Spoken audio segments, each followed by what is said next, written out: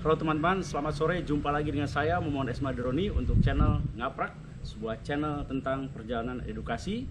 Dan sore hari ini saya ingin sharing tentang sesuatu, yaitu masih berkisar di soal radio komunikasi yang biasa saya bawa berkomunikasi saat saya melakukan perjalanan seorang diri. Selama ini saya menggunakan peralatan radio komunikasi, yaitu yang seharusnya itu memang diperuntukkan tuh di base station atau di rumah, ya, dimana memang dari sisi perlengkapan adalah lengkap karena all band. Namun ada kendala adalah satu dari ukuran fisiknya, yang kedua adalah dari beratnya, dan yang ketiga juga powernya. Walaupun memang bisa dikecilkan, namun saya mencari yang QRP atau yang powernya kecil, ya. Dan juga adalah cukup saya menggunakan satu band yang biasa saya gunakan yang cukup baik kondisinya siang dan malam adalah 40 meter band atau 7 MHz. Setelah saya mencoba mencari, memang agak sulit sekarang ini untuk mencari yang mono band, ya.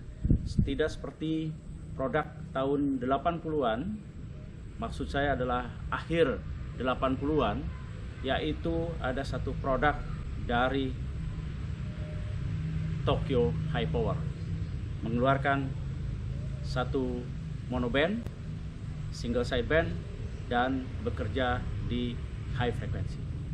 Nah, setelah saya coba beberapa saat untuk mencari produknya yang cocok untuk bisa saya bawa dalam touring, saya mendapatkan satu produk lokal seperti ini. Ini pun mereknya masih merek biasa, merek lokal. Ada angka 3-nya dan ada angka rootnya, E3 root. Kelihatannya simpel sekali, ya. Ini kalau sekilas ada seperti sirine untuk di mobil, ya. Nah, sebelum saya coba bawa ngaprak dan komunikasi dengan antena ini, antena portable juga yang saya siapkan di menggunakan tripod, ya. Kita akan coba bahas dulu mengenai radio ini. Fiturnya seperti apa, produknya seperti apa, baru kita akan coba on air berkomunikasi, mengadakan long distance communication, dan ini kebetulan di 40 meter band, ya. Jadi dengan alat ini secara sepintas saya bisa teratasi. Yang pertama adalah beratnya, kedua ukurannya, dan ketiga ini cukup satu band saja. Juga adalah low power, ini maksimum hanya 15 watt yang nanti akan saya gunakan untuk QRP. Oke, ikuti bagaimana kita membongkar tentang radio produk anak negeri ini. Yuk kita lihat.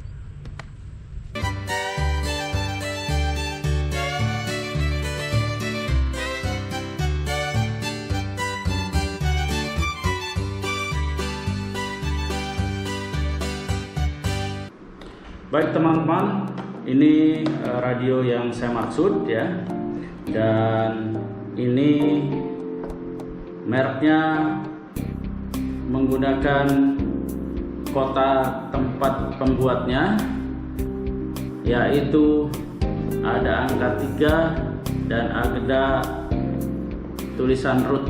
Jadi kalau dibaca jadi 3 root. Nah, 3 ini dalam bahasa Sunda itu dari. Jadi ini berarti kalau di dalam bahasa Sunda kan jadi dari Garut gitu, ya, di Garut. Oke. Nah, ini yang pertama, seperti saya sampaikan, saya memilih radio ini karena dari segi ukuran fisik dan juga berat. Kita akan lihat berapa ukurannya dari radio ini, panjang, lebar, dan juga tinggi. Kita lihat dari ukurannya, ini ukuran lebarnya. Ini kurang lebih 15 cm, ya. Kemudian ini untuk ke belakangnya hanya 13 cm, ya. Dan tingginya adalah hanya 4 cm, ya. Tingginya 4 cm. Jadi ini sesuai ukurannya dengan yang saya butuhkan. Artinya tidak terlalu besar sehingga ketika saya pakai ngaprak outdoor itu tidak menyita tempat Sekarang kita bicara beratnya. Jelas beratnya ini sangat ringan ya. Ini mungkin sekitar antara di bawah setengah kilo ya, 300 gram ya. Nah ini sesuai dengan informasi dari pembuatnya, ini hanya sekitar 300. Oke, ini memang basic sekali untuk radio ini. Yang pertama di sini ada volume ya, sekaligus ini untuk menghidupkan, dan potensio di volume dari audio yang diterima. Sementara yang ini adalah untuk memindahkan frekuensi, di mana satu step ini adalah 10 kHz ya. Jadi pemindahannya di sini ada 2 band. Nanti kita akan lihat bagaimana memindahkan frekuensinya. Sekarang saya hanya ingin menjelaskan apa saja yang ada di radio ini. Jadi tidak langsung dioperasikan. Oke. Di sini ada LED di sini ya. Di sini memuat informasi mengenai frekuensi, juga mengenai sinyal penerimaan. Tetapi tidak ada power yang dikeluarkan, bisa diketahui dari sini. Sehingga kita harus menggunakan power meter atau SWR meter yang ada power meternya, sehingga kita tahu berapa power yang dikeluarkan ya. Jadi tidak ada. Oke. Sini ada untuk mikrofon ya. Mikrofonnya ini sederhana sekali seperti ini ya. Ini ringan sekali. Mikrofonnya ke sini. Dan di belakangnya ini ada konektor untuk ke antena ya, ke coaxial cable, ke feeder line. Ini ada untuk ke powernya 13,8 volt ya. Oke, jadi simple sekali. Ini ada satu lubang, ini ada lubang untuk suara dari loudspeaker ya.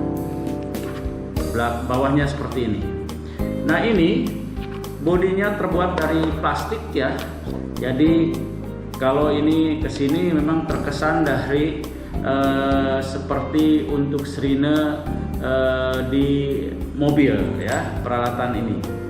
Jadi ini simple, jadi betul-betul ini hanya basic ya, basic dari transceiver, tidak ada square, tidak ada RF gain, tidak ada noise blanker. Jadi hanya volume, audio penerimaan, ini pemindahan frekuensi. Tetapi tidak masalah untuk saya, karena memang saya sendiri untuk outdoor menggunakan hal seperti ini sebetulnya sudah cukup ya. Dan powernya, konon informasi dari pembuatnya ini bisa 15 watt, tapi kita belum lihat, nanti kita akan operasikan. Saya akan buat video untuk mencoba QRP dari radio ini. Nah, karena saya menggunakan ini untuk outdoor, maka saya sendiri membutuhkan ini tidak semata-mata berfungsi, tapi juga cukup reliable ketika kita bawa dengan banyak guncangan, baik di motor ataupun di mobil ataupun dengan handy semacam ini, di bawah seperti ini. Sehingga saya harus melihat kondisi di dalamnya, apakah cukup kuat terhadap goncangan, tidak mudah lepas. Karena ini termasuk kelas homebrew, itu salah satu yang menjadi perhatiannya. Baik, kita akan buka radio ini, bagaimana kondisi di dalamnya, apakah kira-kira bisa untuk menahan banyaknya gerakan atau goncangan ketika saya bawa. Oke, kita ambil obeng ya. Kita lihat bagaimana di dalamnya. Nah teman-teman, saya sudah bongkar dari radio ini. Saya mempertimbangkan adalah dari sisi guncangan ya. Kalau sampai di bawah ini tidak bermasalah. Secara keseluruhan memang terkesan ini adalah radio homebrew ya, yang dibuat rumahan. Namun demikian saya lihat ini untuk solderan cukup rapi. Hanya ada beberapa poin yang mungkin perlu diperhatikan. Apa adalah ini ya? Ini mungkin bagian ini itu berada di atas dari mainboard yang ini, dan dengan menggunakan baut yang ini, dan ini hanya dilapisi oleh kertas supaya mungkin nampaknya tidak short gitu. Yang kedua adalah dari ini, nampaknya display ini ya, ini hanya menggunakan 2 baut sehingga kampusnya agak miring ya. Ini mungkin harusnya 4 ya. Walaupun itu bukan masalah yang utama, tetapi ini hanya untuk kerapihan saja. Secara keseluruhan oke, dari segi solderan juga sudah cukup rapi ya. Hanya itu yang perlu diperhatikan, ada poin-poin yang tadi saya sebutkan ya. Nah, kemudian kita bicara quality. Ini menyangkut durability juga ya. Ini mungkin seperti potensio ini yang banyak dipakai, artinya dia secara fisik juga banyak diputar secara mekanikal ya. Mungkin kita harus menggunakan yang cukup bagus.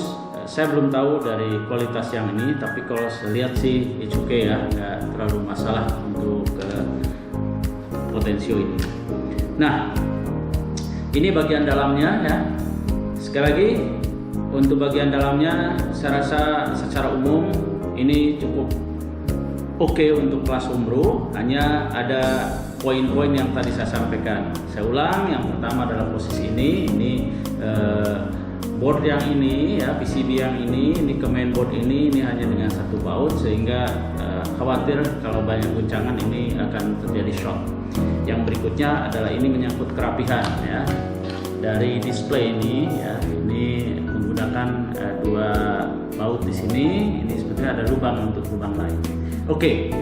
Nah, di luar masalah itu, ini menyangkut estetika saja ya.